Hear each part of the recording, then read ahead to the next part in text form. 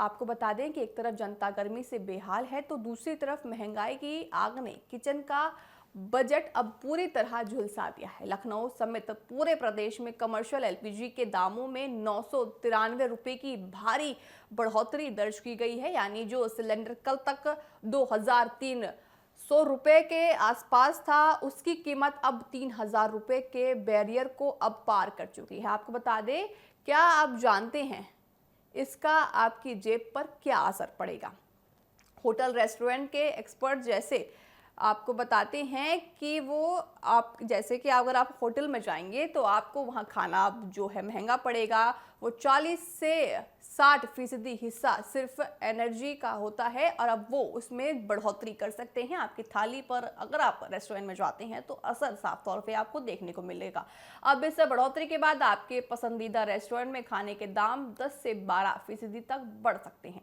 सवाल ये है कि क्या ग्लोबल एनर्जी क्राइसिस के नाम पर आखिर कब तक छोटे व्यापारियों की कमर तोड़ी जाएगी? बड़े होटल तो फिर भी तालमेल बैठा लेंगे, लेकिन सड़क किनारे रेहड़ी पटरी लगाने वाले और छोटे ढाबा मालिकों की हालत खस्ता है। उनकी लागत करीब 2 गुना हो गई है, मुनाफा घट रहा है और लगातार बढ़ रही है, ग्राहक कम हो रहे हैं। आखिर ये कैसा विकास है जहां आम आदमी की थाली में निवाला महंगा होता जा रहा है? देखना होगा कि क्या सरकार इन छोटे व्यापारियों को कोई राहत देती है या इन्हें महंगाई की इसी भट्टी में आगे और झुलसना होगा। आपको बता दें कि एलपीजी के बढ़ते दामों के कारण अब जो रेस्टोरेंट है वो महंगे हो गए हैं, साथ ही जो रेहड़ी पटरी पर अपना जो खाना लगाते हैं उन पर भी काफ़ी उनकी जेब पर नुकसान देखने को मिला है। अगर आप रेहड़ी पटरी पर भी जाएंगे तो आपको वहां भी अब जो है खाना महंगा मिल सकता है, क्योंकि उनका एलपीजी महंगा हो गया है। तो अब वो खाना बनाएंगे तो उनके लिए भी वो अब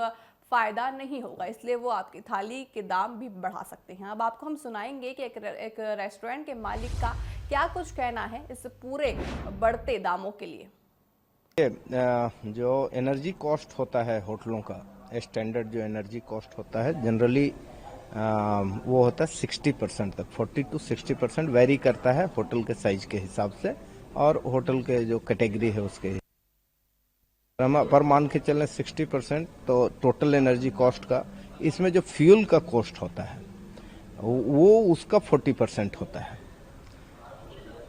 तो 40% आप ये मान के चलिए कि जो टोटल होटल का सेल बनेगा उसमें तकरीबन ये आ जाएगा 3.5 से 4% का हमारे ऊपर डायरेक्ट इम्पैक्ट पड़ेगा कॉस्ट पर, 3.5 से 4% का।